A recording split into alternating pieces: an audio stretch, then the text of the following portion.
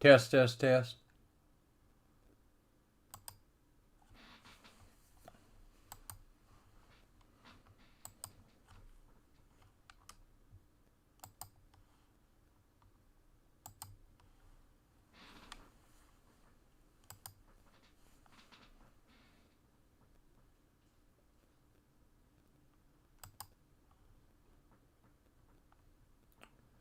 Okay, here we go.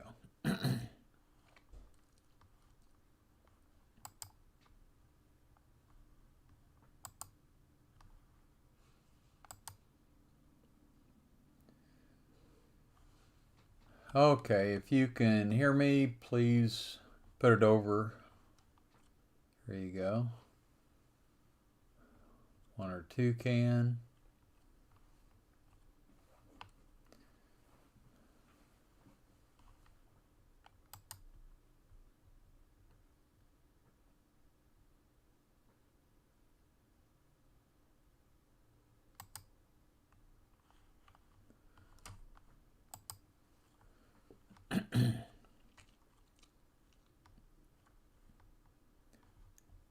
Okay, we got 3 that can. Need a couple more saying you can hear me here. So I know you can hear me.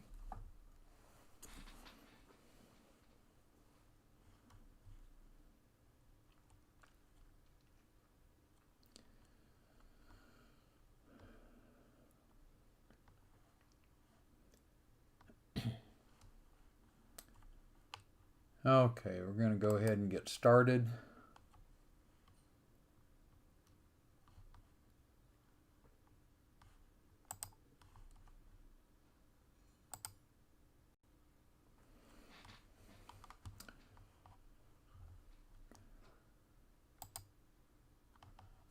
Okay, here we are on fallacies about the nervous system we were taught.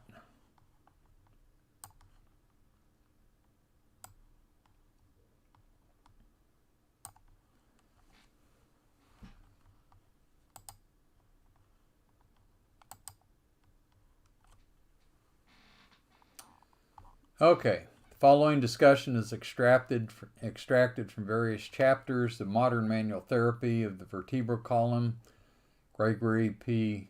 Greevy, editor.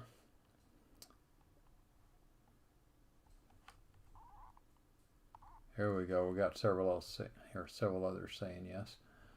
An important requirement in effectively treating musculoskeletal problems is a full appreciation of the behaviors and vagaries of referred pain, together with the ubiquitous problems of referred tenderness, induced muscle spasm, often relatively remote from the site of causative vertebral joint and limb girdle soft tissue changes. Referred or projected pain is well recognized but not well understood, and a frequent source of difficulty in identification of the vertebral segments and soft tissues involved in the correct localization of treatment. Serious visceral disease and neoplastic spinal disease can produce pain which mimics that of relatively innocent vertebral joint problems. In reverse, pain referred around the chest and the abdominal wall from vertebral and rib joint involvement can easily simulate visceral disease such as pleurisy, cardiac ischemia, gallbladder disease, and acute appendicitis. This is something coming from the medical field. So this isn't from chiropractic references, it's from medical field. Headache arises from a variety of causes, including benign conditions of craniovertebral joints, but differential diagnosis is not assisted solely on the basis of the area or distribution of the head pain. The more a subject is investigated, the greater the realization that understanding of it is often based on phenomena that cannot at present be explained. A great deal of pain may be felt where muscle, tendon, ligament, and capsule are attached to sensitive periosteum. In the spine, the attachment of ligaments, muscles, and aponeuroses are peculiarly liable to undergo changes which are fruitful sources of musculoskeletal pain, while the true nature and genesis of these changes remain debatable. Still awaiting clarification of the state of non-neural soft tissues, muscle, capsule, ligament, and that these constitute by far the most deranged aspect of anatomy in the majority of low back disorders, particularly since ligaments and capsules are especially sensitive.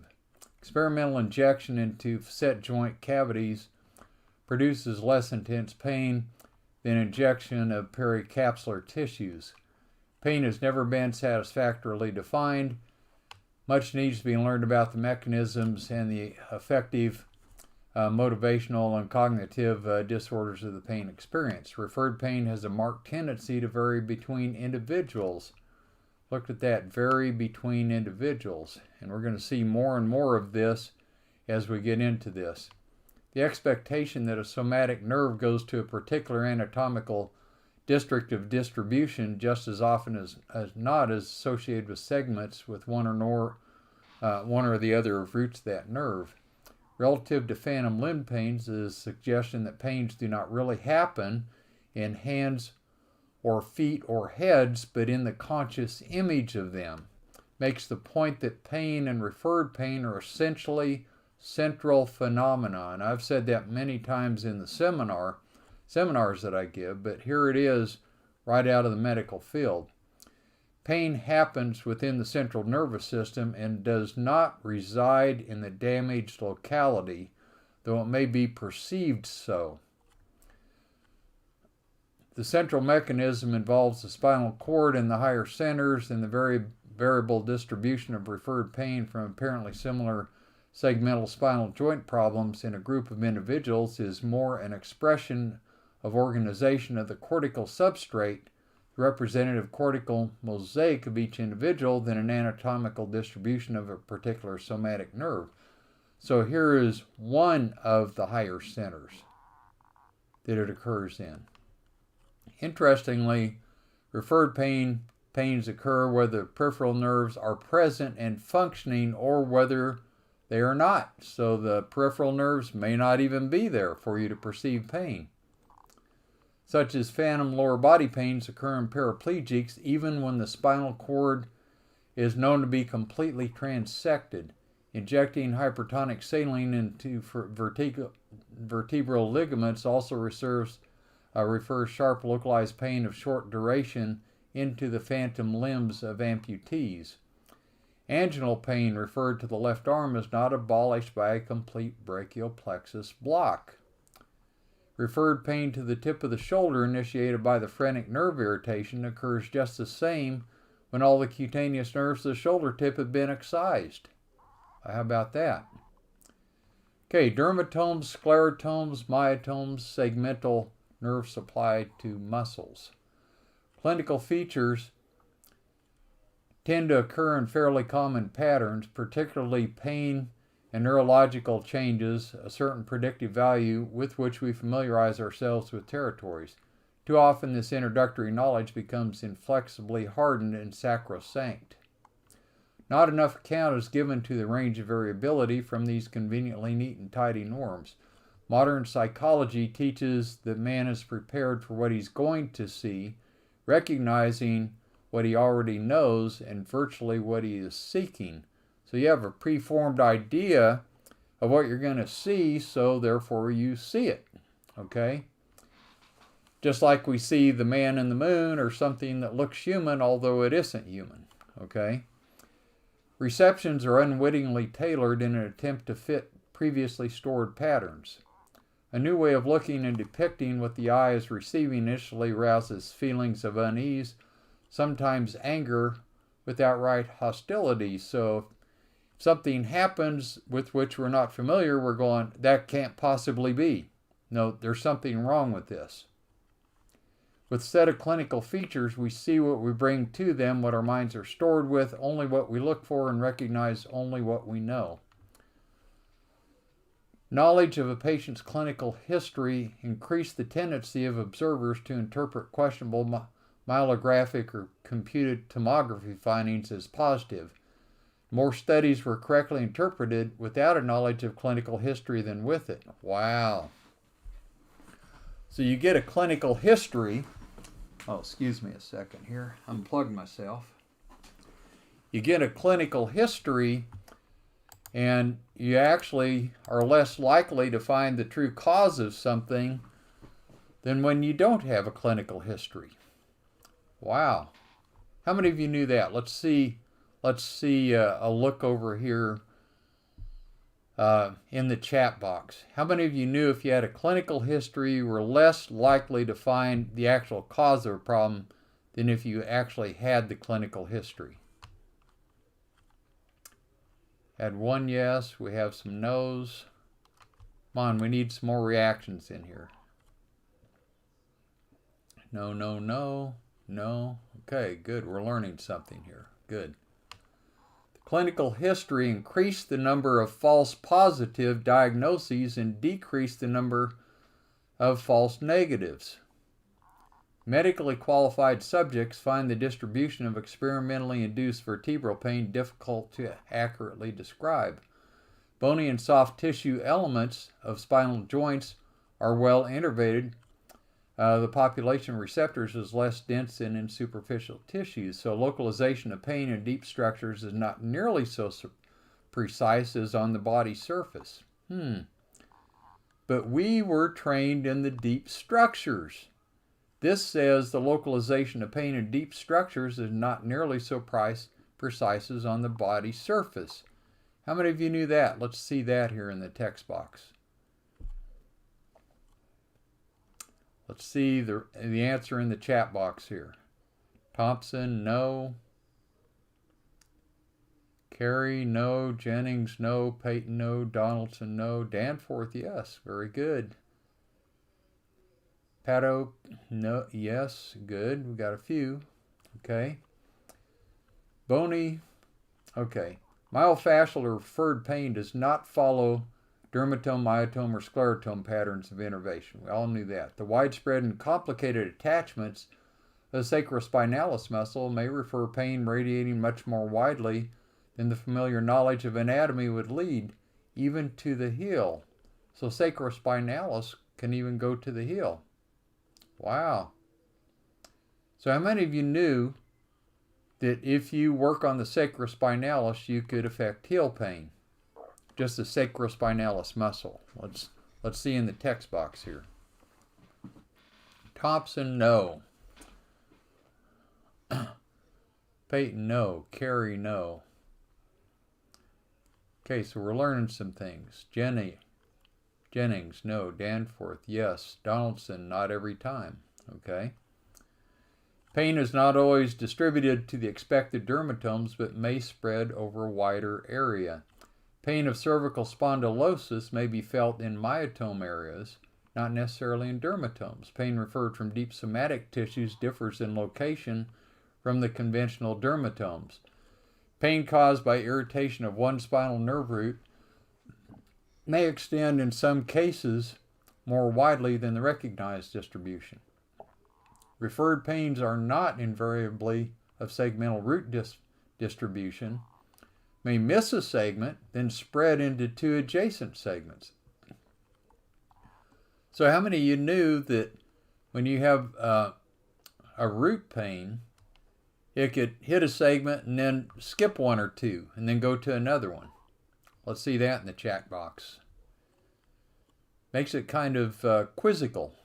Yes, yes, okay. Yes, yes, that's good. Okay, we as chiropractors should know that more than anybody. Clinically, yes. Okay, that's good. Y'all are aware of that.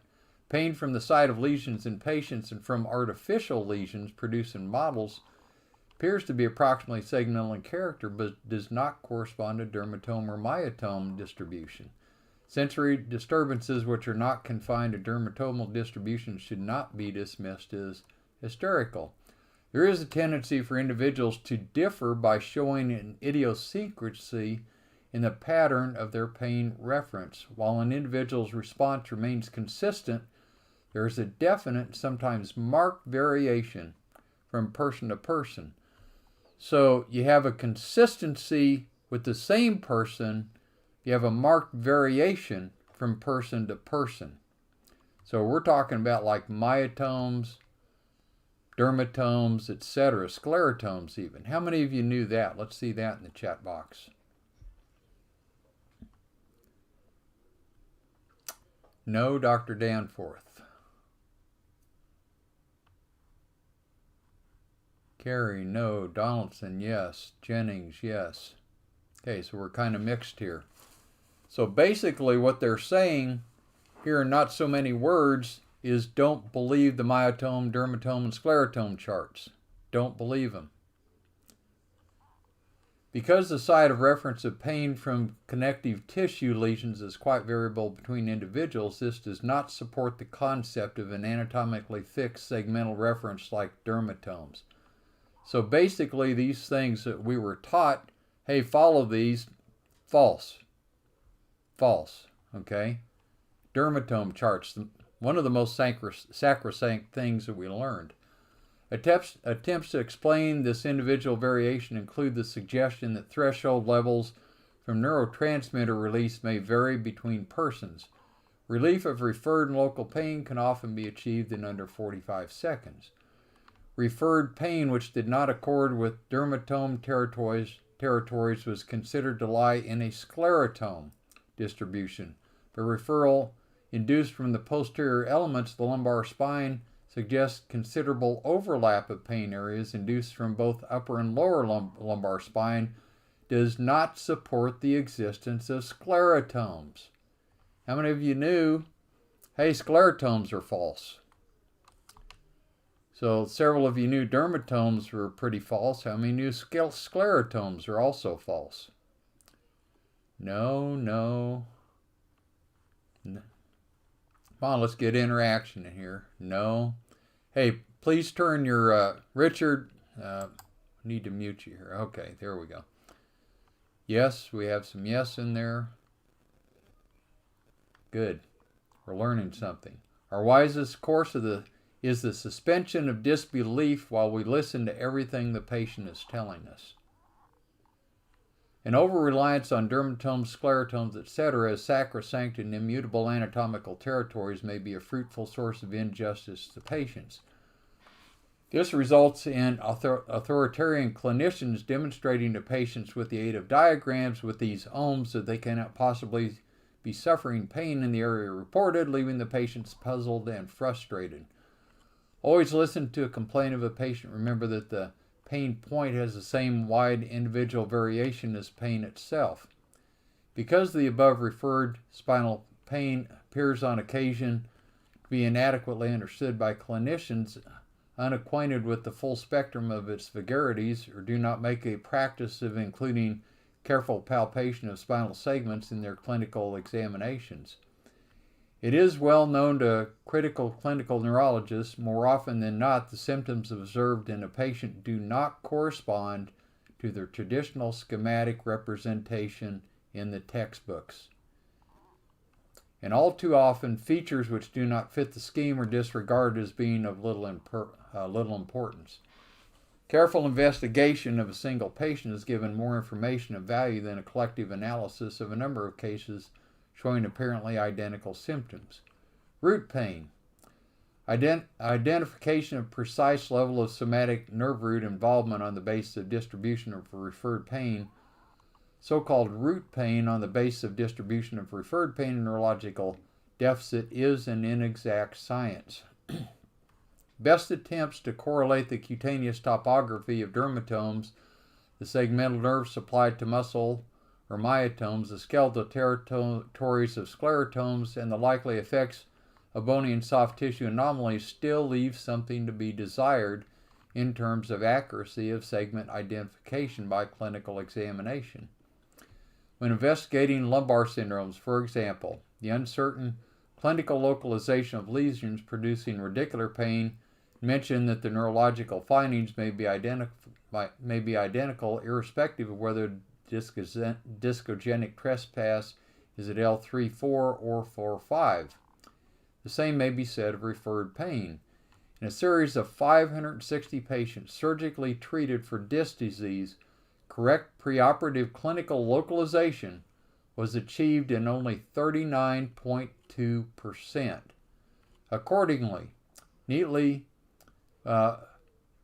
with findings reported in a series of 100 patients with leg pain, 70% of the patients were classified as showing evidence of a nerve root lesion, 50 of them treated surgically. Postoperative evaluation indicated Clinical accuracy in detecting segmental level of root involvement was only 40%. Okay, how many of you knew that surgery at best, was only 40% accurate? How many of you knew that? Let's see that in the chat box here. Failed back surgery, absolutely. We're going to see even worse percentages here, okay?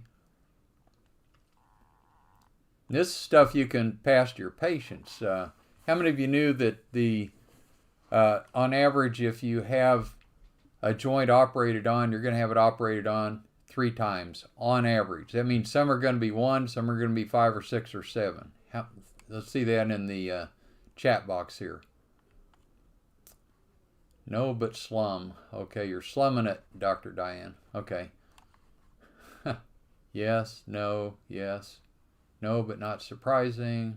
Yes. Okay, good.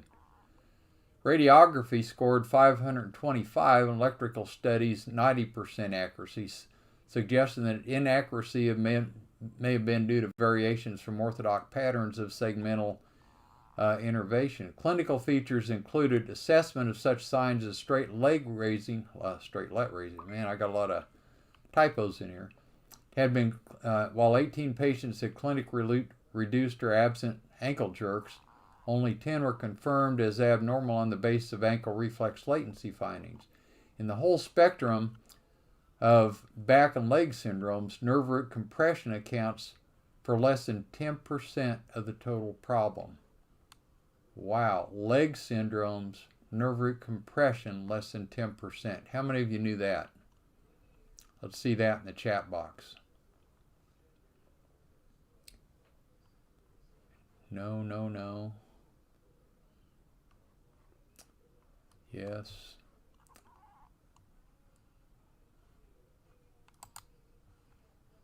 Okay, some of you knew that. Yeah, worthless test, yes. Okay. Reduced straight leg raising, depressed deep tendon reflexes would be normalized within minutes by the injection of local anesthetic into the lumbar facet joint spaces. Aberrant neural activity of the spinal cord segments, not root trespasses, strongly supported by patients with bilaterally diminished ankle jerks in whom surgically verified unilateral disc lesions did not approach the opposite nerve root. So basically the facet joint itself helped a lot of straight leg raising. Okay. Findings of sensory pattern changes in 500 patients found no correlation between these changes and segmental level of the lesion. Wow, sensory pattern changes. 500 patients, no correlation. That's like almost 0%. How many of you knew that? Let's see that in the chat box. Danforth, yes. No, no, no, no, no. That's a pretty low thing. Not surprised. Concurrence with the inconsistency of clinical features in relation to the vertebral level involved in a comprehensive view of these difficulties mentioned, the sensory innervation patterns of the L5-S1 roots are not as specific as the confident interpretation of them in practice would suggest. That's one of the most operated on areas right there. Root pain and signs for which no adequate cause can be found at operation are common. Even a complete lesion of a single dorsal root need not be followed by sensory loss of any degree due to the efficiency in dermatome overlap, inefficiency. A single cutaneous spot on the trunk may be innervated by contributions from 5 adjacent thoracic nerve roots. A single spot on the trunk may be innervated from contributions by 5 adjacent thoracic nerve roots. How many of you knew that? Let's see that in the chat box here. No, no, no, no, no. MRI, not diagnostic. Jennings, yes. Okay, we have 1 yes and a whole bunch of others. Compounding this, at the L5 level, 3 different nerve roots may be affected by herniation or prolapse of the L5 disc depending on the phyletic position of the L5 vertebra. Concerning cervical spondylosis and myelopathy, neurologic findings are of extremely limited use in assessment of a precise level of cord and root involvement may be misleading. The pattern of cervical spine vascularity may also confound SNAP assessments because vascular trespass near the foramen magnum to induce wasting of the hand by disturbing downward flow in the anterior spinal artery. Prolonged cervical brachial pain for 2 or more years need not involve impaired root conduction at all. Wow. How about that? Findings on the pattern of nerve supply to muscles of the upper limbs suggest a wider spectrum of root values than customary tabulations. Myotomes are really no more than reasonably accurate approximations in the average individual, and there is no such animal in the average person. Wow. This totally shot down myotomes, basically leading us to believe that the myotomes that we see on any chart are totally worthless. How many of you knew that? Let's see that in the chat box.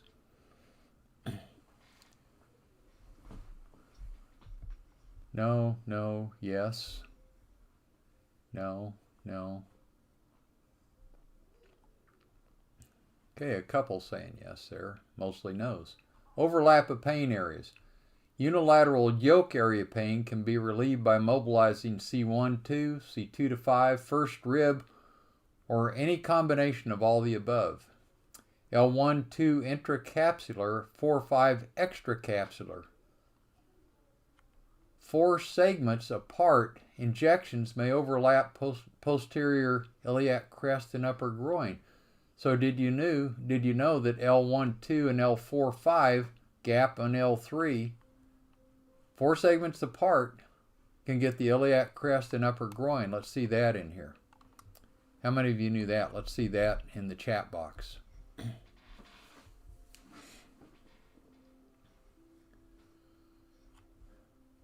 Couple yes, mostly no. Now, one of the things that I'm going to say on this is that when you adjust somebody, you've done myotomes and all that, I suggest that you do what we talk about in part 2 of our course, and that is start scraping periosteum, let's say, of the spinous tips and the interspinous and the supraspinous ligaments. You're going to find that you can get these things going off of doing that in a vast majority of cases where the rest of those things just are not working at all. So you have to get those stylus sets and get like a medium ball tip and start scraping the periosteum of those spinous tips, interspinous, supraspinous ligaments. You're going to find that you're going to start getting responses that the adjustment and the other trigger points aren't getting, okay? In 14 patients with acute low back pain who responded to injection into facet joint cavities, the areas of referred pain deferred. None were precisely alike. None in 14 patients. They had combinations of back, groin, haunch, thigh, and calf areas. That doesn't really help diagnose a lot, does it? Symptoms from both spine and hip may give a confusing picture even in the absence of frank changes of joints concerned. Because of considerable overlapping of areas of referred pain, 2 or more separate lesions may be contributing to the referred pain in a single district. So here we have convergence and summation. So you got more than one area, and the brain is identifying it as a single area of the pain, although it has multiple contributions. Okay. 1 in 10,000 reaches the stage of operative treatment. It says this in this book. How many of you actually believe that only 1 in 10,000 cases that go to MDs actually get surgery or a recommended surgery? Let's see that in the text box here.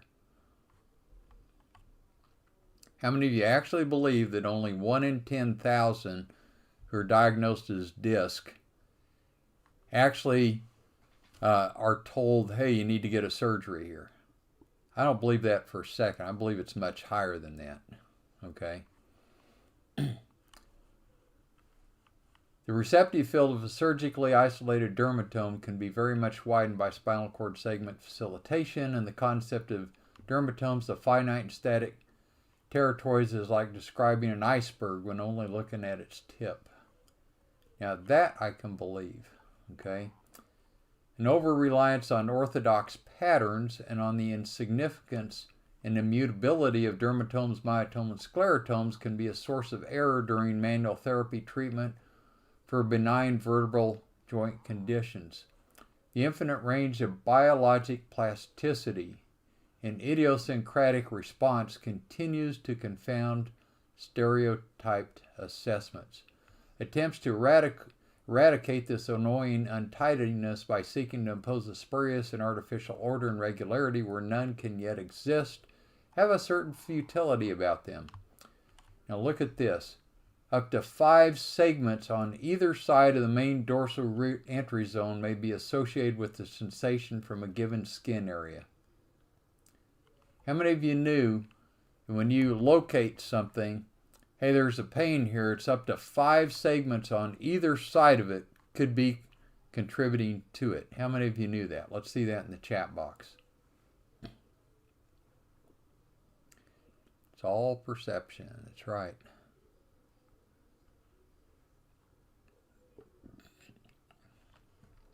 Most of you know.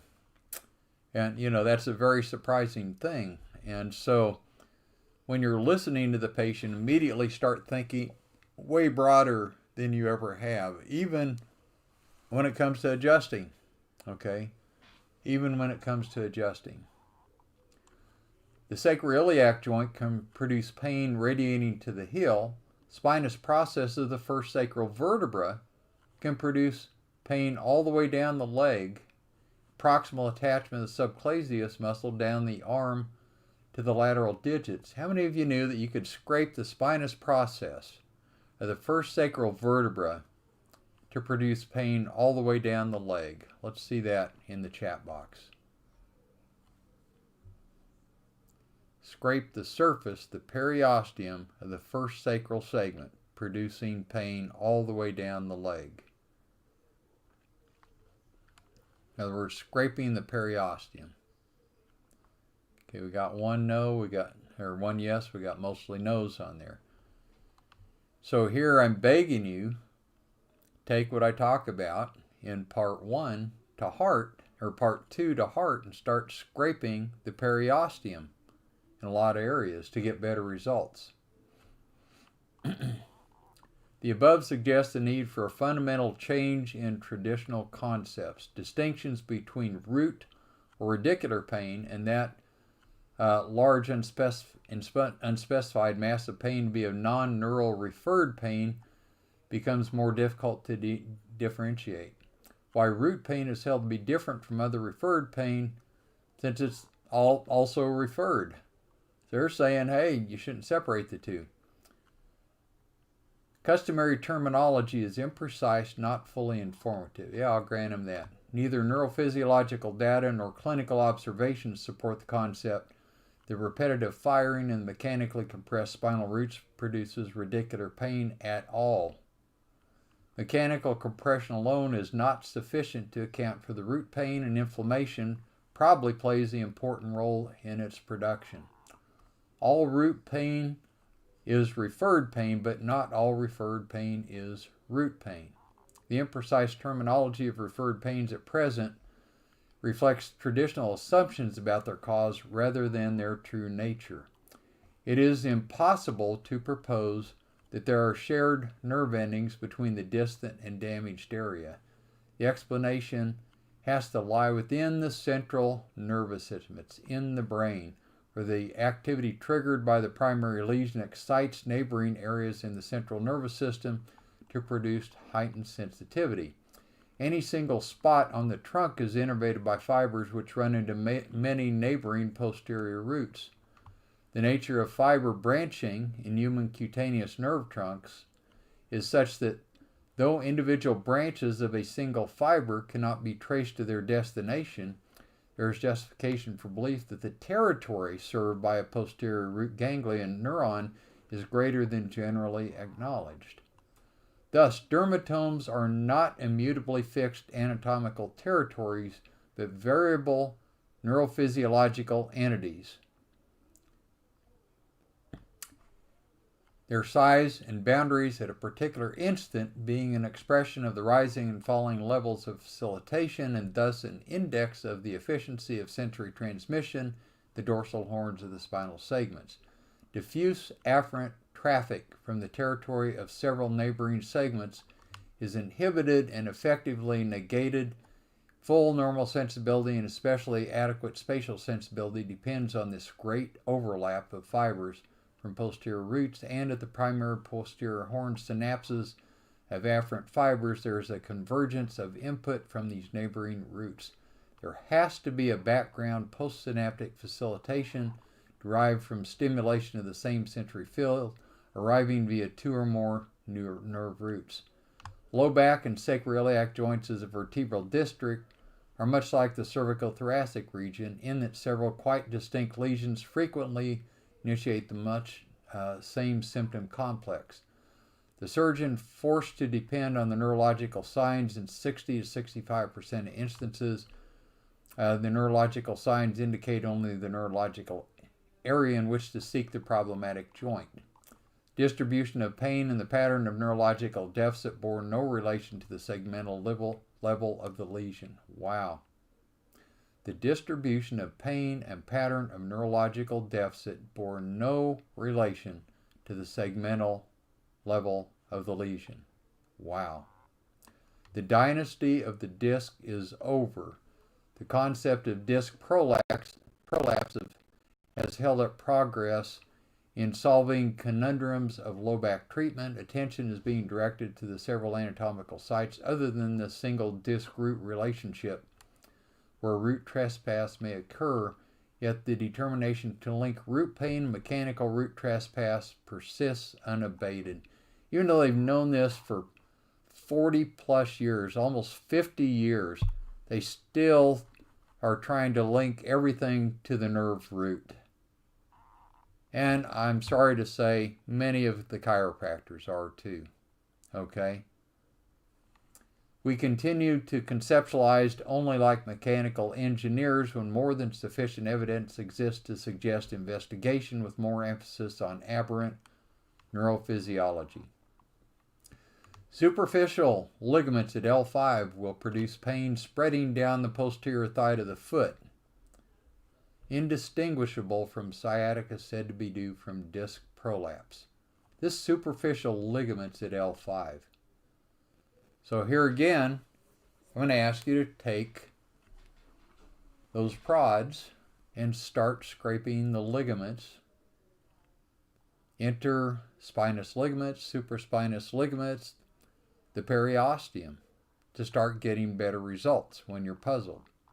Similar symptoms may arise from changes in diverse and unrelated structures. For example, angina pectoris is not a diagnosis, but a symptom can be initiated by pathological changes in the mediastinum, esophagus, or thoracic spine. Nocturnal bilateral paresthesia of median nerve distribution, right anterior axillary pain, right medial elbow pain was resolved by attention to the periosteum of the spinous process of C6. Look at that. Median nerve pain. So, you have carpal tunnel syndrome, axillary pain, right elbow pain, scraping the spinous process of C6. A week later, though, C6 had no effect, but T3, 4, 5 spinous processes resolved it. Wow, look at that. Okay, how many of you have ever, even after taking my class, started scraping spinous processes and bones like that? Let's see that over in the chat box over here. How many of you, even after taking my class, have started scraping periosteum? Well, okay, how many of you are going to start doing it now? That's a better question. Okay, you're taking a Dr. Pato. Okay, what is scraping? You're taking a ball tip prod and you're actually scraping the surface. Okay, I need a demonstration of scraping. Dr. Danforth, you've taken that seminar 3 times. Golly, come on now. Okay, so you take a prod like this. Okay, here is the back end of a ball tip pen, for example. You take it and you find a superficial bone and you press firmly and you scrape it. And it will hurt if it's involved. Okay, it will hurt if it's involved. Okay. This is the nature of convergence and summation. Shifting patterns of spinal cord facilitation have much to do with neurological signs and symptoms. One can't impose artificial order on all causes of referred pain behavior. We simply do not know enough about the enormous plasticity of the nervous system, not of the individual differences which make each respond to the world in unique and idiosyncratic manners. Okay, David, I usually pinch the inner spinous space. Yeah, pinching is one thing, scraping is another one. When you pinch it, you're basically getting the skin. When you're scraping it, you're getting the periosteum, and you're getting the tendons and ligaments that attach to it. Okay. A reminder that Pascal's 1670, quote, reason's last step is a recognition that there are an infinite number of things which are bonding it, still applies. The nervous system is a continuum.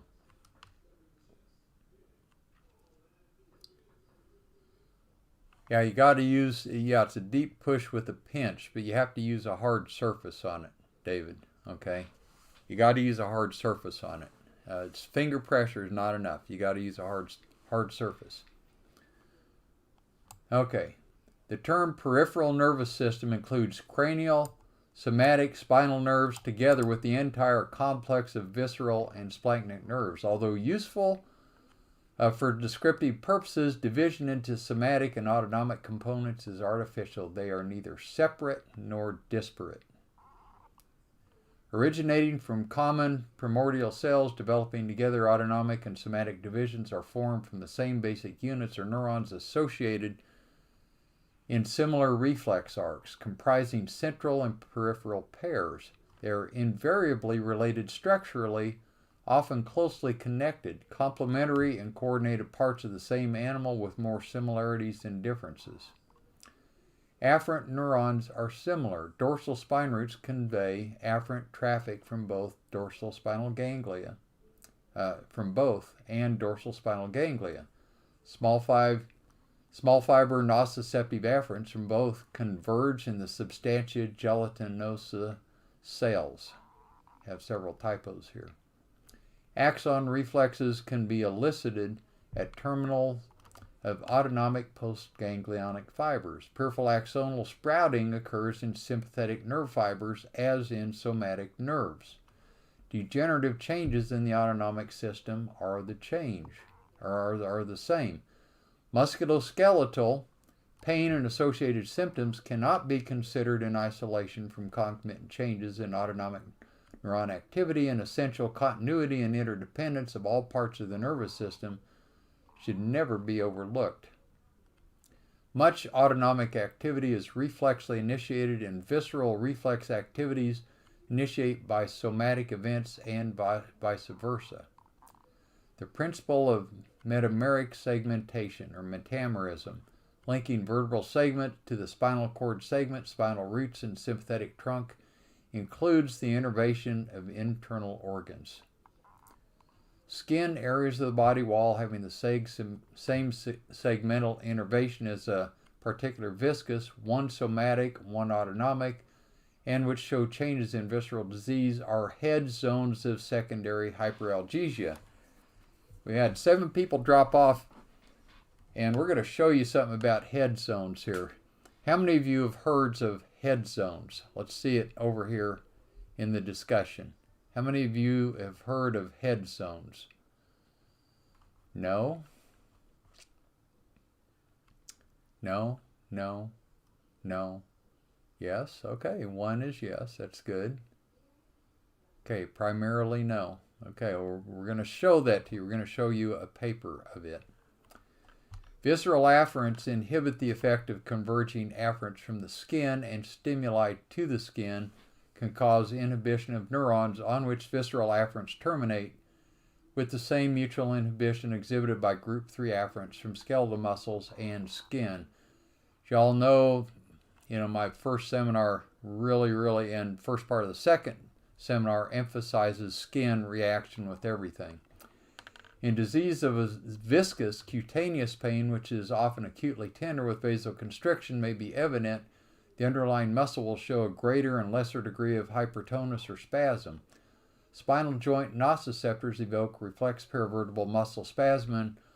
Alterations in cardiovascular, respiratory, and endocrine function with pallor, sweating, bradycardia, fallen blood pressure, faintness, and nausea. Wow, look at what everybody missed out on who didn't stay. Here's stuff in medical literature supporting or treating all these things. Wow. Okay.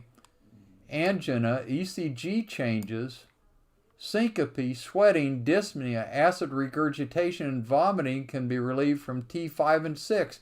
Folks, this is in the medical literature. This is in the medical literature, okay? Which you can now use when you're showing this to patients. Borborygmus, which is rumbling or gurgling noise made by the movement of fluid and gas in the intestines, is commonly relieved from T5. From overvigorous correction of laterally deviated lumbar spine, cold sciatic leg, syncope, and cardiac abnormality. Wow. Lumbar spine, cardiac abnormality. How many of you knew that? Cardiac abnormality can be caused from the lumbar spine. No, yes, no, yes. Okay, that's good.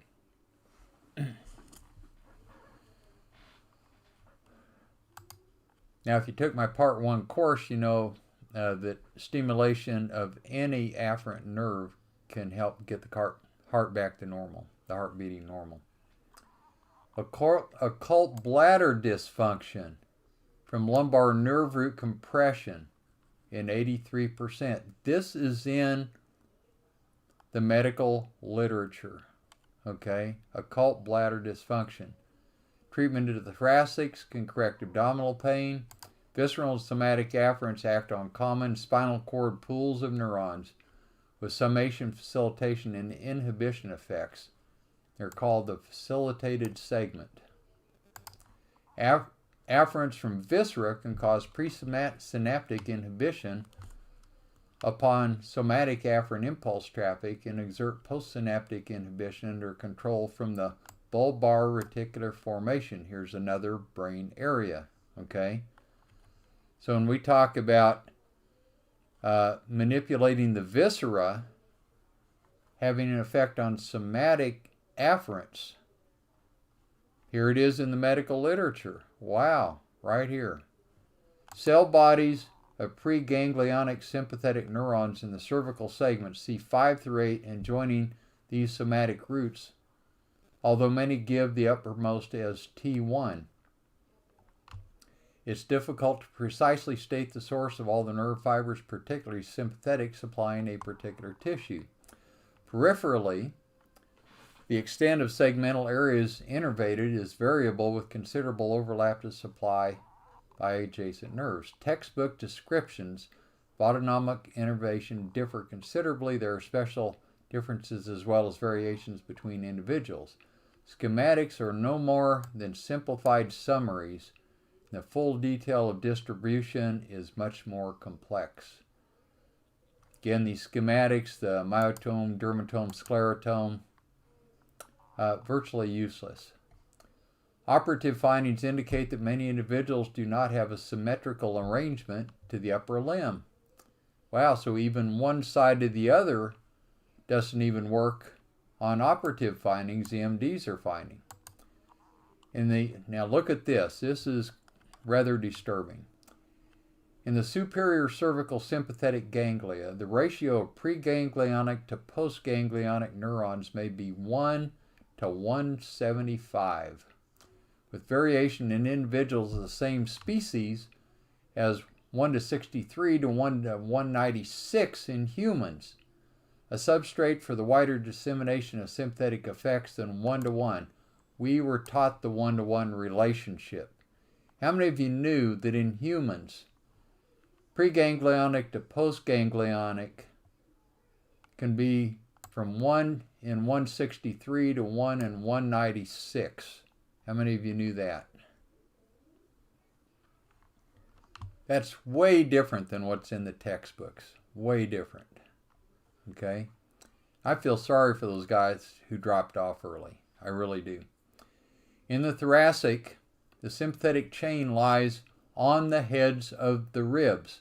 The sympathetic chain lies on the heads of the ribs. Wow.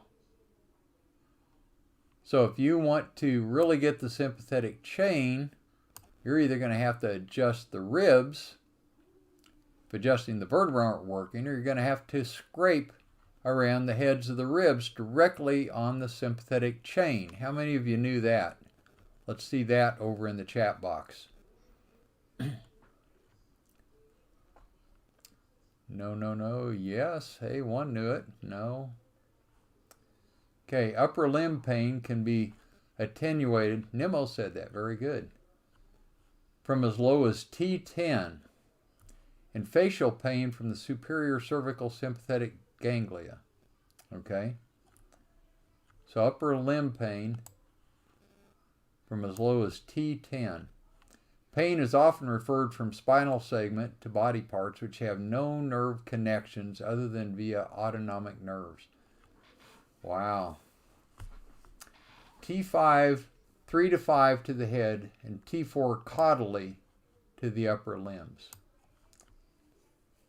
So, how many of you knew basically T3 to 5 to the head, T4 down about T10 to the upper limbs relieve extremity pain and head pain? How many of you knew that?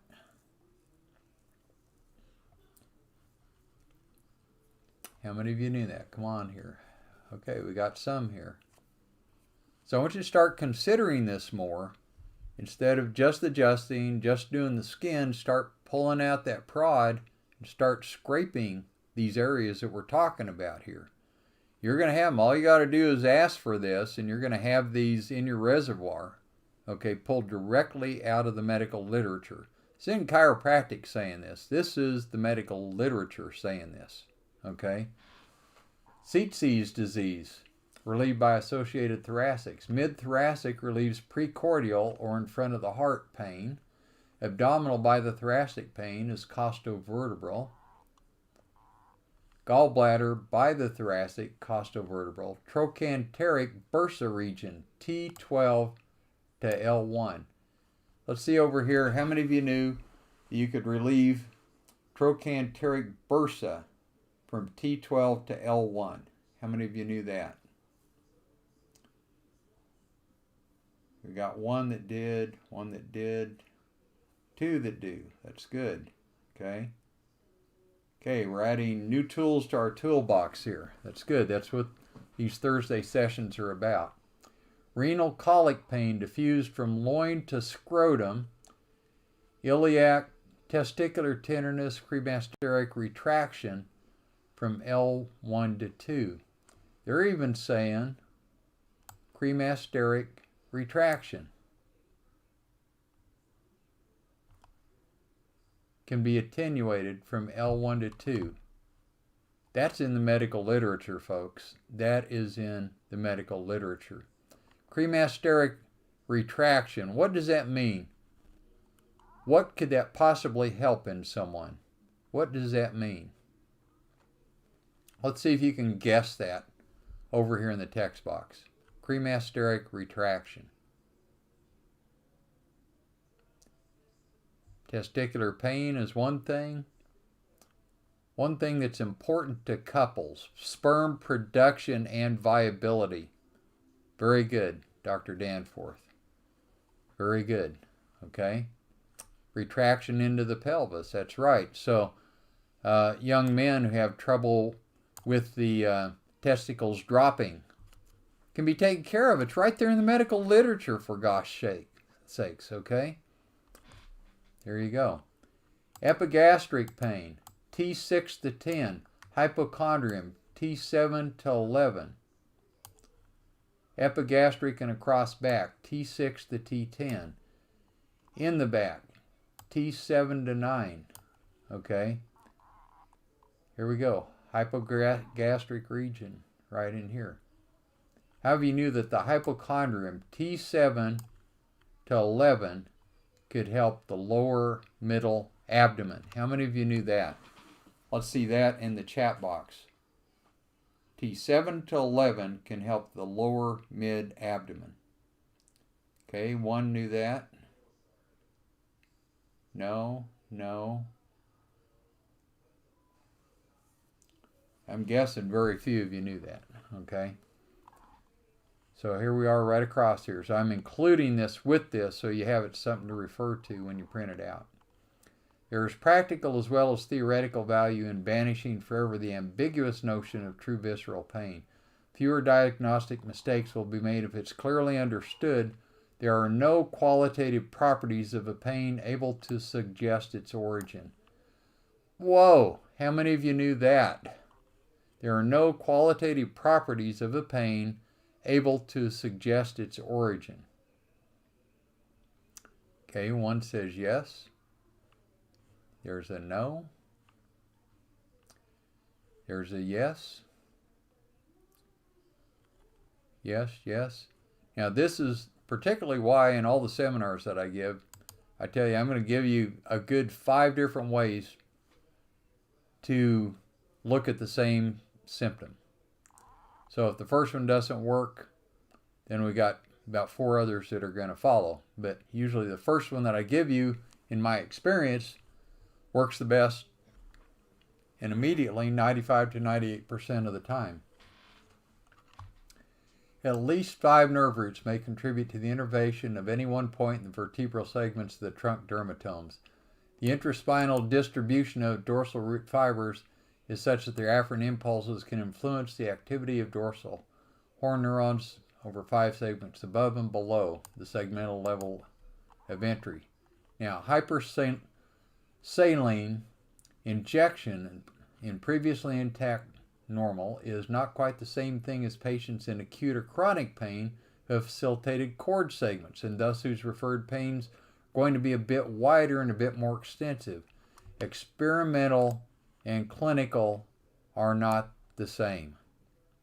Experimental and clinical. So here they're saying, hey, just trying to provoke something to get a myotome or a dermatome or a sclerotome is not the same as in a real patient. And that's why they have problems with a lot of these charts that are out there. The site of pain reference from connective tissue lesions is quite variable between individuals. Findings do not support the concept of an anatomically fixed segmental reference like dermatomes. Skin areas of the body wall have the same segmental innervation as a particular viscus, one somatic, the other autonomic. For example, the heart receives autonomic innervation from T1 to 5. In cardiac disease, the patient is likely to also feel pain in the somatic distribution of these segments, the upper 2 of which, T1 and 2, also supply the upper limb. Yeah, so much for all that neuroanatomy we sweated through. There you go. Okay. So this is why you feel it, in the arm and down in the little finger. So here are a couple of guides, okay? We included them in the notes. The heart, basically T1 to 5. Bronchi and lung, T2 to 4. Esophagus, T5 to 6. Stomach, 6 to 10. Liver and gallbladder, 7 to 9. Spleen, 6 to 10. Kidney, 10 to 11. Ureter, 11 to 12. Classic segmental levels of outflow for sympathetic efferent neurons are not universally agreed. Some authors placing the sympathetic supply to the heart as high as C3. So now we've expanded up from T1 to 5. Now we're up to C3. Wow. Okay. Dr. Danforth. Any point along the chain can cause the perception of pain, but doesn't tell us where the problem is. Very good. You got it. You got it. You got to poke and prod for it, right? What's the thing that I started saying every class?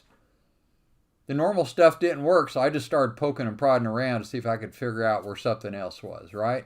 That's exactly what I say in my class, Dr. Danforth. Very good. Patients tend to differ quite widely in their patterns of referred pain from a single lesion.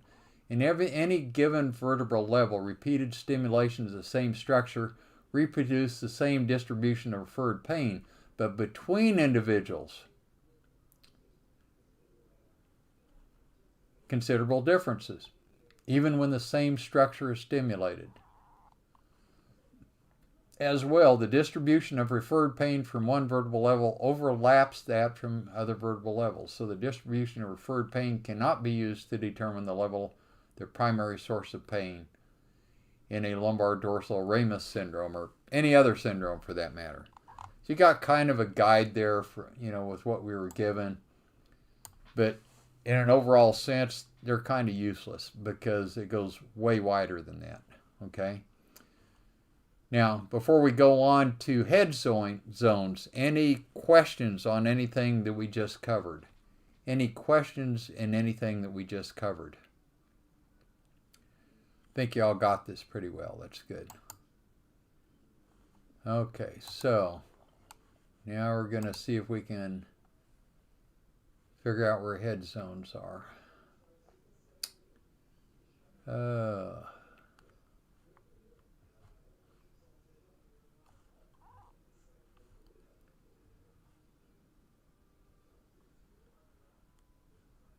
Here we go. Okay, here's head zones. This is in evidence-based complementary and alternative medicine. This is volume from 2011, article ID 240653, okay? And we're still going to chat here, so we'll put that up. Okay, so forgotten features of head zones. So, in the 1890s, let me get my red dot back here. Sir Henry Head discovered certain areas of the skin that developed tenderness or allodynia in the course of visceral disease. These areas were later termed head zones. In addition, he also emphasized the existence of specific points within these zones called maximum points. A finding that seems to be almost forgotten today. We hypothesized that two important groups of acupuncture points, the diagnostically relevant mu and shu points, spatially and functionally coincide with the maximum points to a large extent. So here again we have a Western doctor who independently rediscovered something in traditional Chinese medicine. Okay? Spatially and functionally coincide. A comparison of Head's papers with Huang Di Neijing, or the Yellow Thearch's Inner Classic, and Zhenju Ji Yijing, Systematic Classic of Acupuncture and Moxibustion, to the oldest still extant Chinese classics on acupuncture, revealed astonishing parallels between the two concepts regarding both point locations and functional aspects. These findings suggest that the Chinese discovery of viscerous cutaneous reflexes preceded this discovery in the West by more than 2,000 years. Furthermore, the fact that Chinese medicine uses mu and shu points not only diagnostically but also therapeutically may give us new insights into the underlying mechanisms of acupuncture. Okay, so there you got that. Okay, those of you who are somewhat familiar with acupuncture, did you know that at all about Head's points and the correlation? Did you know that at all about Head's points and the correlation? Let's see in the text box over here. No. No. Some. Yes. Okay. Got one yes, one some. Okay. Okay, well, very good here. So those of you who want that reference, you can get it from me later. Okay. And I am going to post now. What did I lose here? Okay.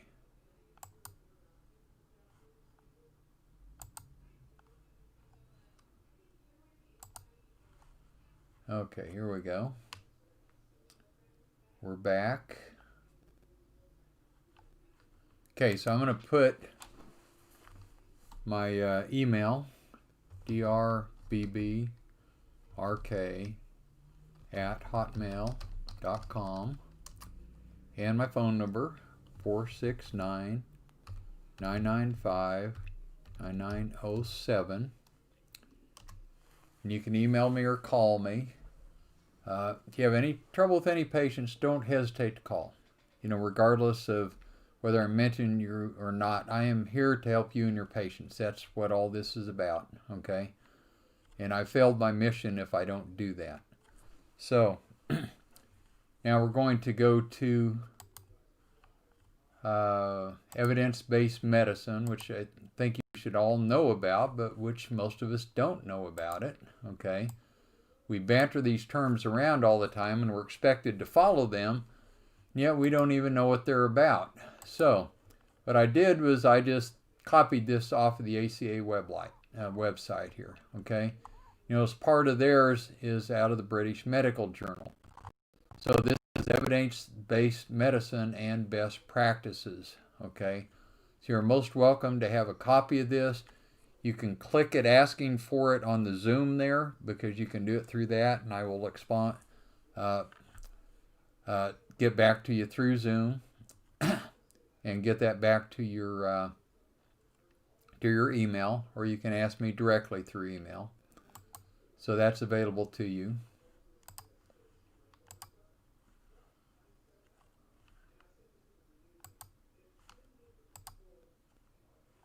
Also, I give 4 different classes, actually 5 now, because I'm giving one specifically on acupressure and acupuncture, which I'm giving in Texas now. Just gave 3. I'm in Dallas, Fort Worth this weekend, and San Antonio this weekend, Dallas, Fort Worth the next one, and Texas, El Paso the final weekend. So if you would like acupuncture, very much made a lot easier for you. I was the president of the National Institute of Clinical Acupuncture for 12 years. I can show you how to do that a whole lot easier than you ever thought you could, okay? And for example, at last weekend, there were 3 people who had taken the national courses, and every one of them, they started out with their arms like this. They're going, well, yeah, like, what can he teach me? And after the very first thing they let down at the end, every one of them came up to me and said, wow, you just made acupuncture so much easier for me. Thank you so much. Well, this is what I like to do in all the courses. So the videos are available. Parts 1, 2, and 3 are out. I've been working furiously on part 4, finishing the editing, so it should be out soon.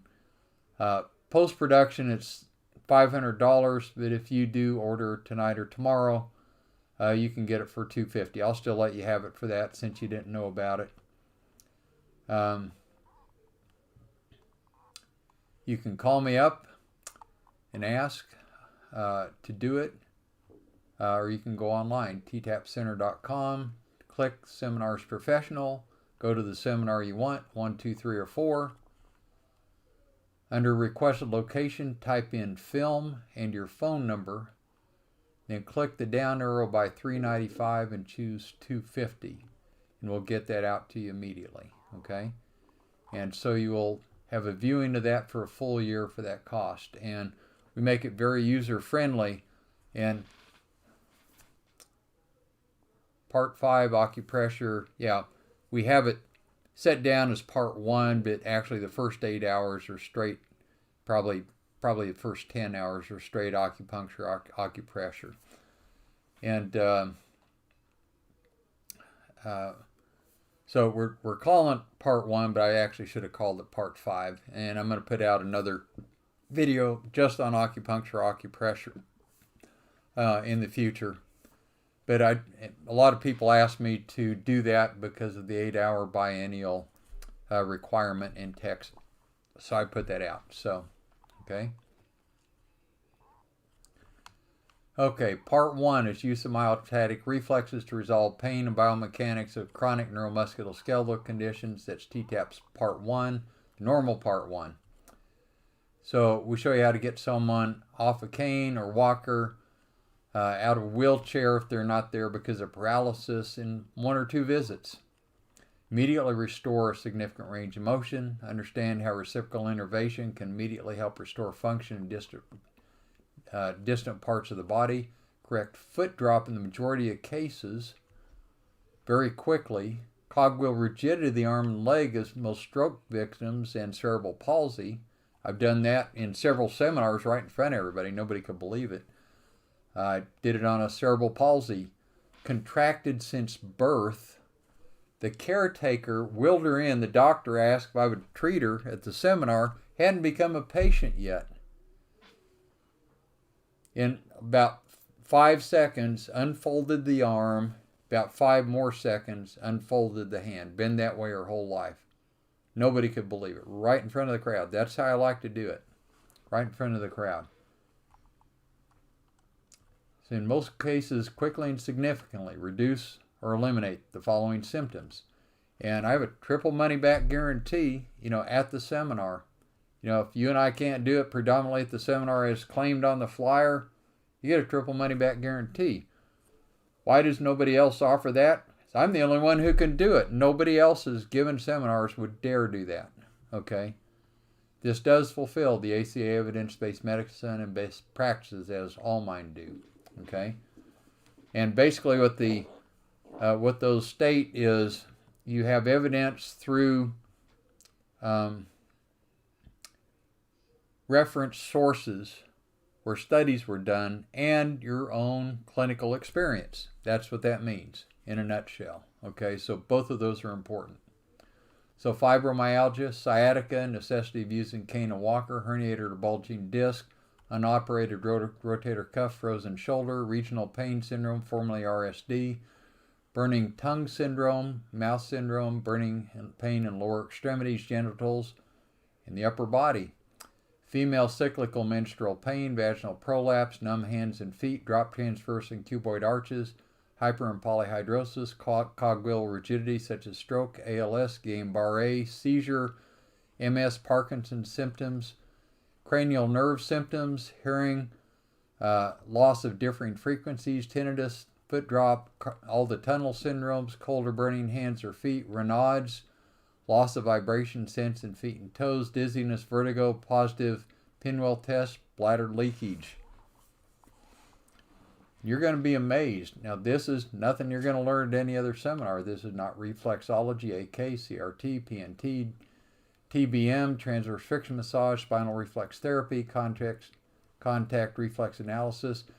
It's all based on known tenets of acupuncture, trigger point therapy, reflexes, and neurology found in laws and tenets. Dorland's Illustrated Medical Dictionary, Chusage Neurophysiology, Guyton's Textbook Medical Physiology, and others taught in all CCE accredited chiropractic colleges. Treatment effects are verifiable by standard orthopedic and neurologic exam. Therefore, I'm not just saying it. You do the exam before and after, and you see a correction. I am published in JMPT, Chiropractic Economics on Techniques Being Taught. I'm a former adjunct faculty member, postgraduate division, Texas Chiropractic College. Now, that first seminar deals basically with reflexes alone and some minor scar tissue in the skin. TTAP's Part 2 is Scar Tissue and Rehabilitation Seminar. Now, the first 4 hours is basically a continuation of part 1 because we didn't have time enough to do the rest of it. Okay? So the very first thing we teach you is how to easily, within 10 minutes, muscle test over 200 muscles.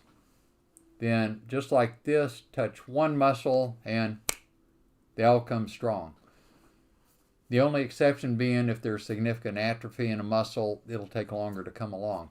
This saves you, from an applied kinesiology standpoint, from having to go from muscle to muscle to strengthen all those muscles. So it severely speeds up the patient improvement and rehab.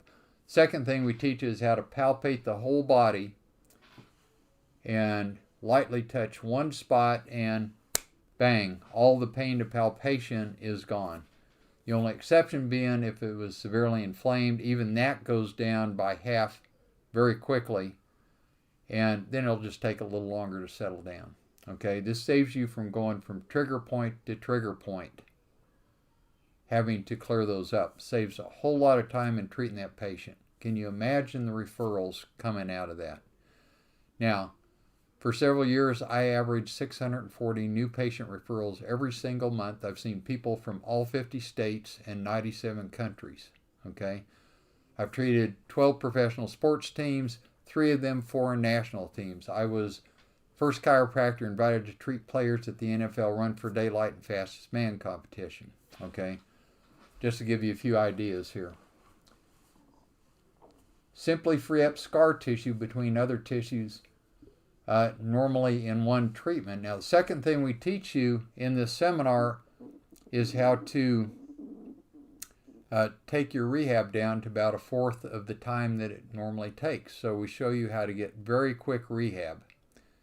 And then we show you how to get rid of scar tissue, dense scar tissue outside the joints, basically in one visit.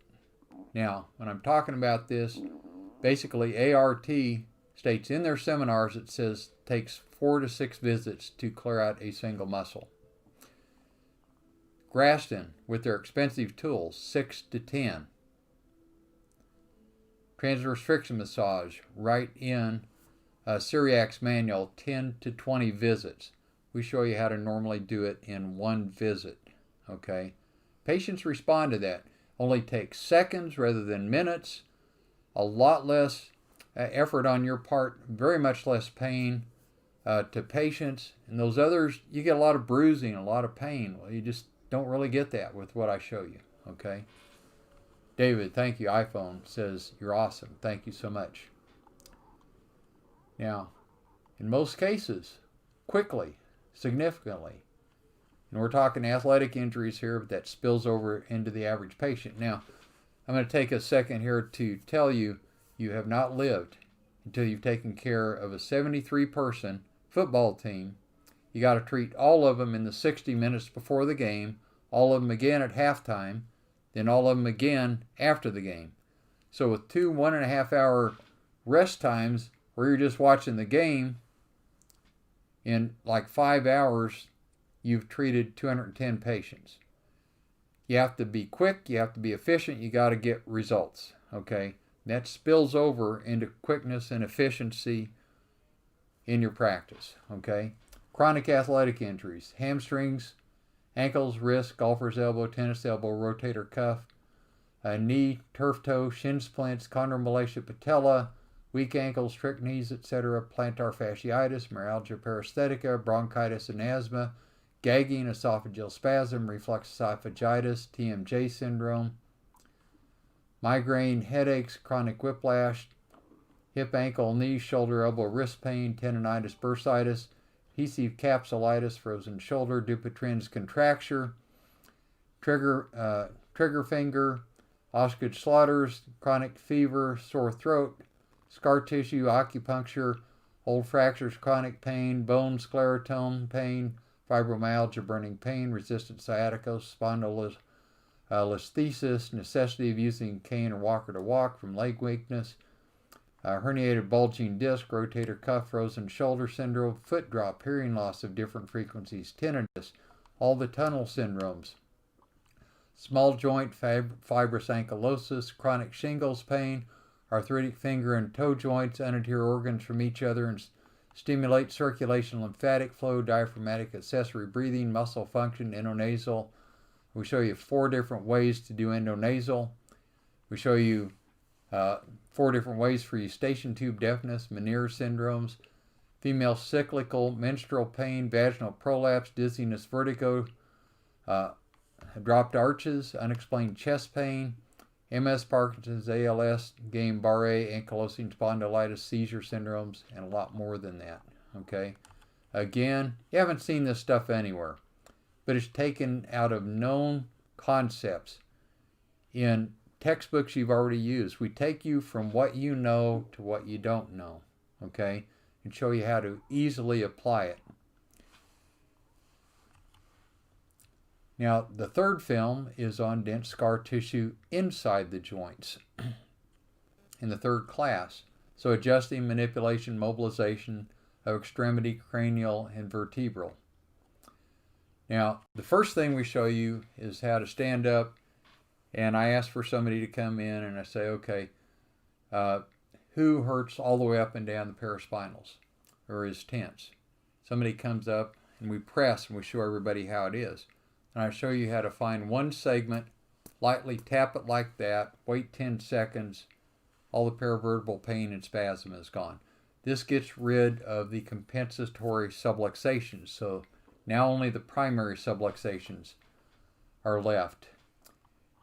Then we show you ribs and costal cartilages, golfer and tennis elbow, chondromalacia patella, bunions, dementias, how to correct dementias from the knee. Wow. High arches, flat feet, drop transverse cuboid arches, reliable relieve reflux esophagitis, esophageal spasm, upper GI conditions, hiatal hernia with an osseous adjustment. This is not adjusting the stomach down. You're adjusting a symptom. We show you what actually causes it here. Chromium sternoclavicular, chondritis, costochondritis, hallux rigidus, hammer and claw toes, bow legs, knock knees, frozen shoulder, adhesive capsulitis, rotator cuff, carpal tarsal, ulnar guyton, radial tunnel syndromes, etc. Now I've taken autistic children, gotten them to speak sentences, and maybe they're speaking single words, and they speak sentences, and then they go back into class with the regular kids. They have a significant change in demeanor, even entering normal schools. Now they can multitask. For example, I've had 2 doctors call me. One of them said, I got to tell you what's going on. I tried your cranial stuff. I didn't believe it on an autistic child. I had a 5-year-old autistic child, and the cranial thing only takes 3 minutes to do, and it's very light touch, okay?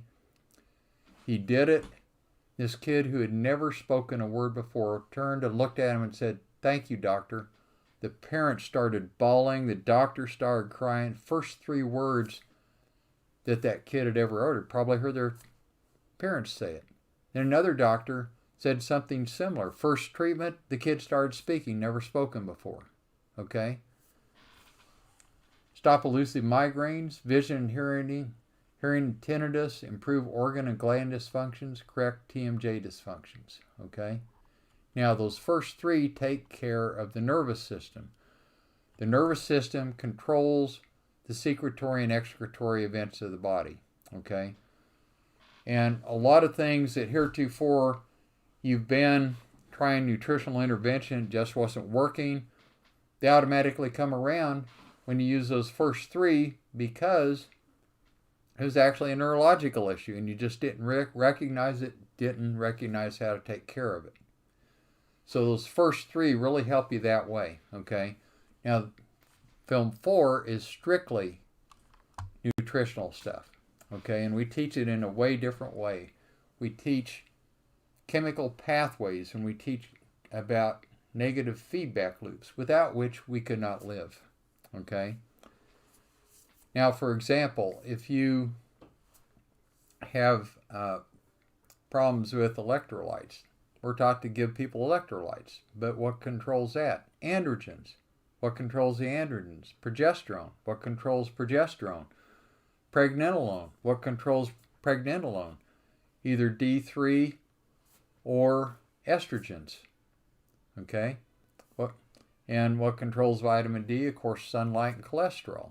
Okay? So, what we teach you is you may need to intervene 2 or 3 steps before or 2 or 3 steps after to actually correct the problem. Otherwise, you're just treating the symptoms. Okay? Another thing that progesterone controls is cortisol, which controls pain and swelling in joints. Wow, how did you know that? Okay? So we teach you a lot of stuff like this, and we show you how to correct lower zero testosterone, for example, 2 or 3 weeks. PSA test, 2 or 3 weeks. Fatty liver, matter of weeks, maybe to a couple of months. Clean out arteries, weeks to a couple of months. We show you before and afters, folks. So it's not just me saying it, we show you before and afters, okay? Now I hold a master and MS in biology emphasizing human nutrition and class stuff. I'm a master herbologist. I've been a member of 6 nutritional, medical, and scientific boards for major nutrition companies. I've performed over 15,000 nutritional assessments, okay? So, we show you how to correct people who are allergic to virtually everything. They can't eat anything. Autoimmune disorders that really aren't. Dysmenorrhea, excess and prolonged flow. Bone mineralization issues. Infection. People who keep getting infected all the time. Endogenous poisons, metabolic intermediates, hormone imbalances, seizures, ulcers, bleeding ulcers, constant bloody noses, fungal and candida conditions. You know, you can get somebody over systemic candidiasis 2-3 weeks maximum. That's right. Chronic fatigue, metabolosomatic and viscerosomatic syndromes, nutrient interdependencies, how one depends on another. We really get into the depth of this. Lack of ingestion or bioavailability. We show you about those things. Thyroid, non-thyroid, caloric things. A number of things how to correct weight loss. A lot more than you ever would have thought. Malnutrition. Behavioral disorders, hypertension, bone demineralization, depression, hyperthyroidism, hypoglycemia, failure to digest, absorb, metabolize, secrete, and excrete. We go from start to finish. And so, you know, if you don't have these, if you haven't attended the class, I would suggest that you get them. You know, you really need this stuff to make your practice whole. Okay, now also I do mentoring, and here are some mentoring testimonials, okay? And for example, Dr. Bonebreak's Preeminence Mentoring Program is what I've been searching for my entire career. Combines top-notch, unique clinical knowledge. He's had a whole bunch of other coaches and et cetera, but what he notes is different about me is I actually develop courses. None of these people do. They don't have their own courses. One of the things that people ask me about as much as anything else is, how do I treat this patient? I'm stuck on him. And I help them through that, okay?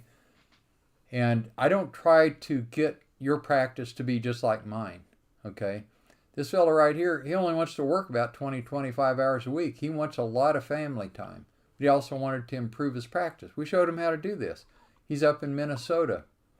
Dr. B's mentoring program, second to none, California.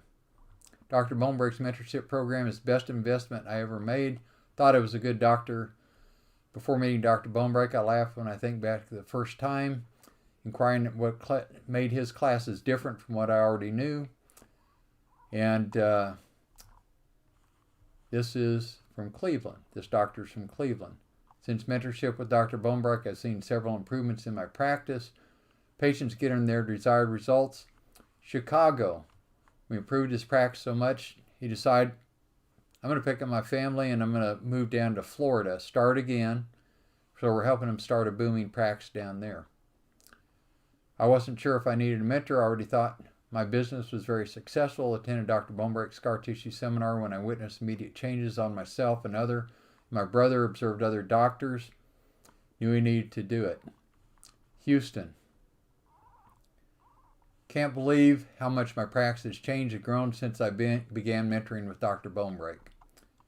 Mostly sports. Fort Worth, Texas. I've been in private practice for 23 years, opened and operated a successful chiropractic sports medicine clinic in Austin, Texas. Really satisfied. Bob Myron in Austin. Gilbert Danforth.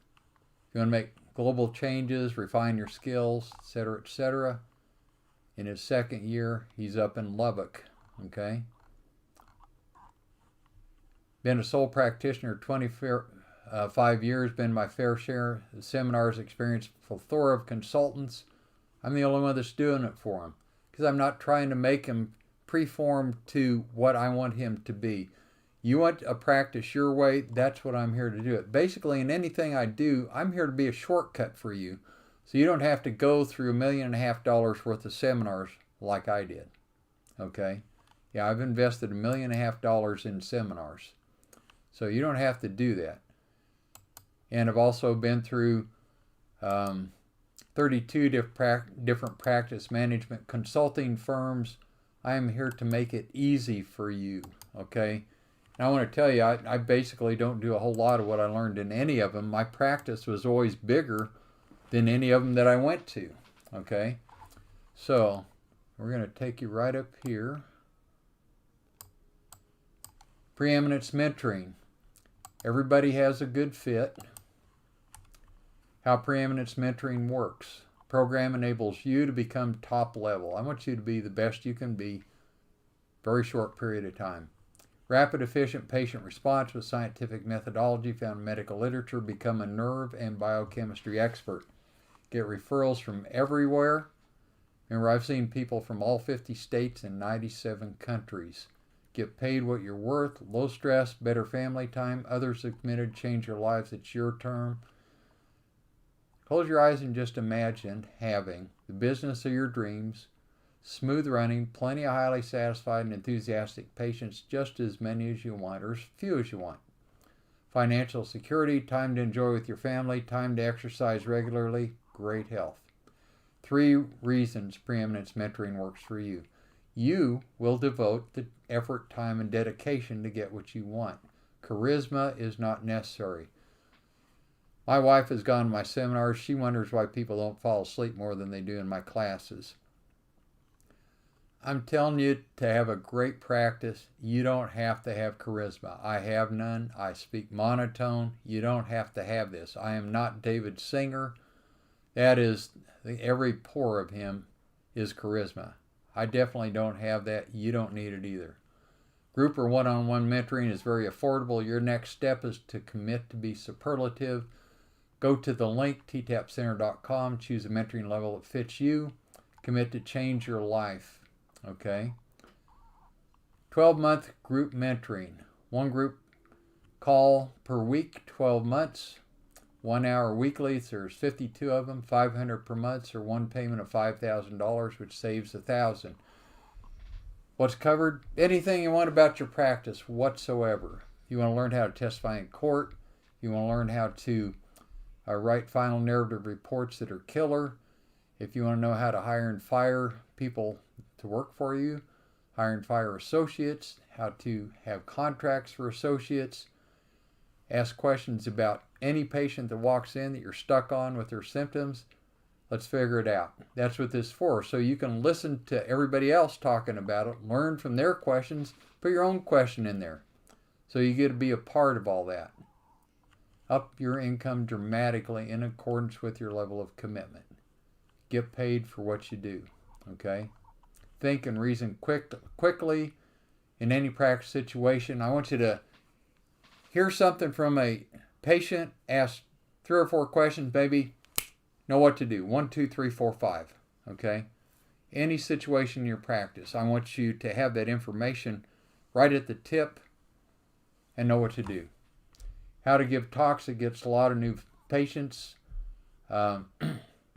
My average talk, I got 35 to 50 patients. Okay. Mall showing. My average mall showing got 120 patients. Okay. You don't have to ask for referrals and still get scads of them. Quit asking for referrals.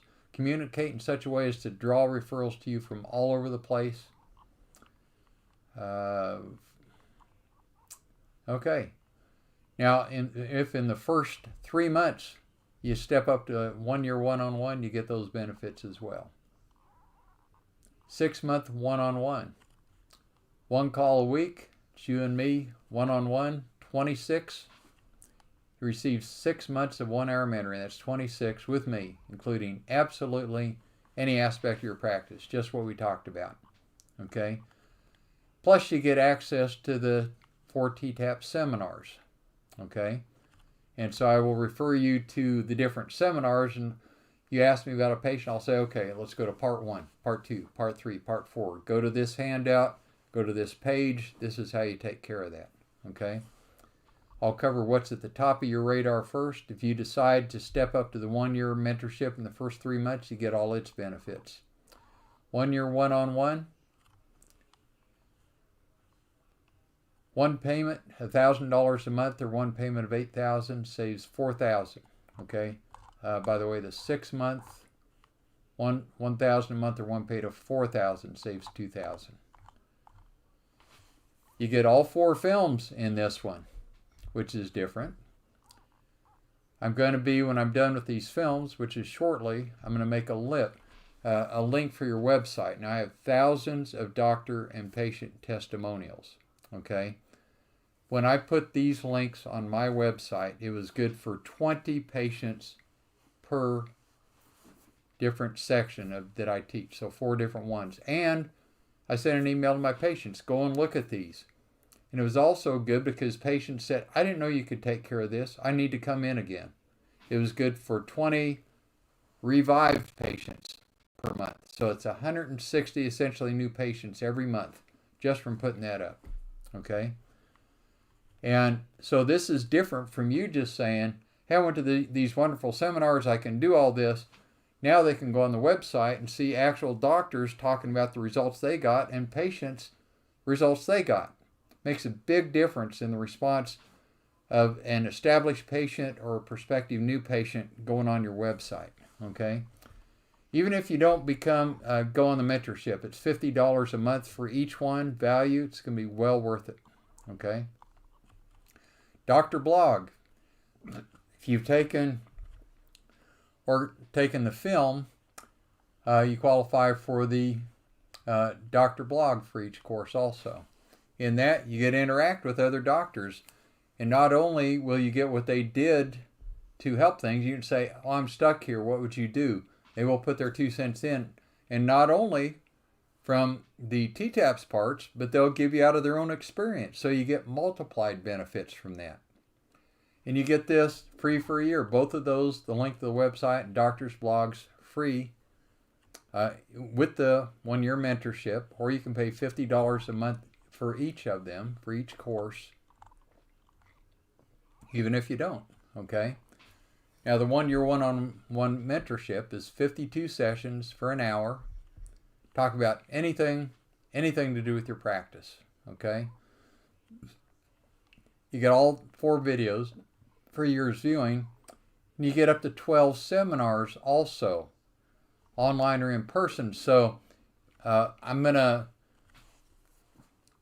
configure all of these seminars to CEs for credit. We're going to put them online, hopefully in all 50 states. Okay? So you can either choose to go in person or you can go online. And I think there's something to be said for in person because you can get the feel of things. You can ask questions better and all that sort of thing, okay, as they come up.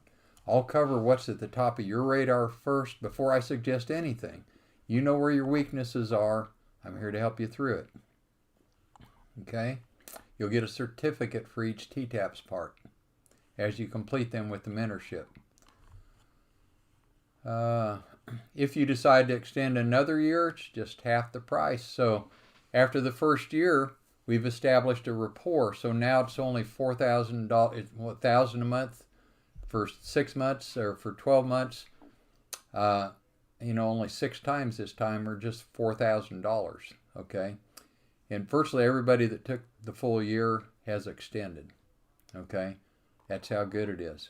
Commit now to achieve your dream practice. Disclaimer: business results depend on your effort and following directions. Lose your excuses and take consistent action to improve. If you'll do this, sign up. You don't. I'm kind of a person of action. I'm very dim-witted. It takes me probably $1.5 million to come up with stuff that it would have taken maybe 200,000 for YouTube. Okay, I'm really slow. We're going to give you a shortcut for all these things. We give you the information, encouragement. You take the action to improve your life. Okay, you're the one that has to take action. Can't say it any better than that. Okay. Now, so we got this here. So if you have any questions whatsoever on anything, and I'm sorry I went 10 minutes over, ask them now. Ask any type of question, and I'll see if I can field them. So anything on any of the topics that we covered tonight, ask them now. I will put up my email again, drbbrk@hotmail.com, and my phone number, 469-995-9907.